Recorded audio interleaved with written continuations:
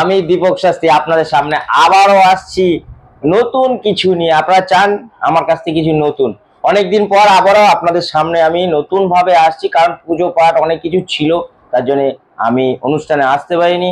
এর জন্য আপনারা আমাকে ক্ষমা করবেন। আশা করি সবাই ভালো আছেন, ভালো থাকবেন। সবাইকে বলবো যে বিজয় দশমীর প্রণাম নেবেন আমার, এবং দীপাবলির শুভেচ্ছা আমার তরফ থেকে আপনাদেরকে জানাচ্ছি।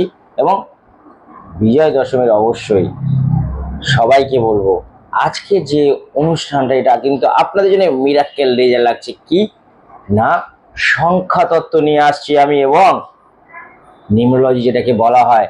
আপনার মূলাঙ্ক কি আপনার জানা আছে? মূলাঙ্ক কি?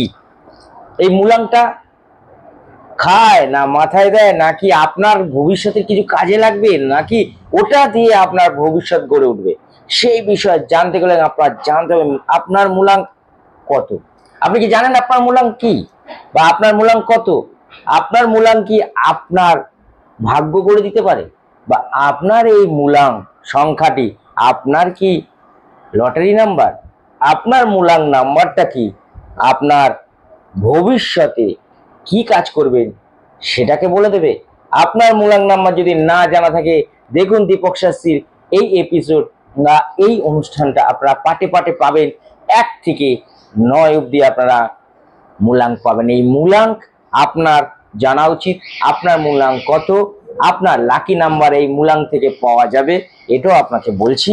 এবং আপনারা জানবেন যে দীপক শাস্ত্রী আপনাদের জন্য আছে, থাকবে। তো আশা করি আপনারা মূলাঙ্ক দেখুন, সংখ্যা তত্ত্ব দেখুন, এবং নিউমেরোলজি এই বিচারটা এখনো অবধি পশ্চিমবঙ্গের মধ্যে কেউ বিচার করেনি দীপক শাস্ত্রী ছাড়া। আপনার আগে দেখেননি, দেখুন সংখ্যা তত্ত্ব বা নিউমেরোলজি বা মূলাঙ্ক কাকে বলে। আপনার মূলাঙ্ক আপনি দীপক শাস্ত্রী থেকে বার করতে পারবেন। দেখুন মূলাঙ্ক কাকে বলে। ভালো থাকবেন, সুস্থ থাকবেন। আমি আসছি আপনাদের সামনে আবারও নতুনভাবে নিউমেরোলজি নিয়ে।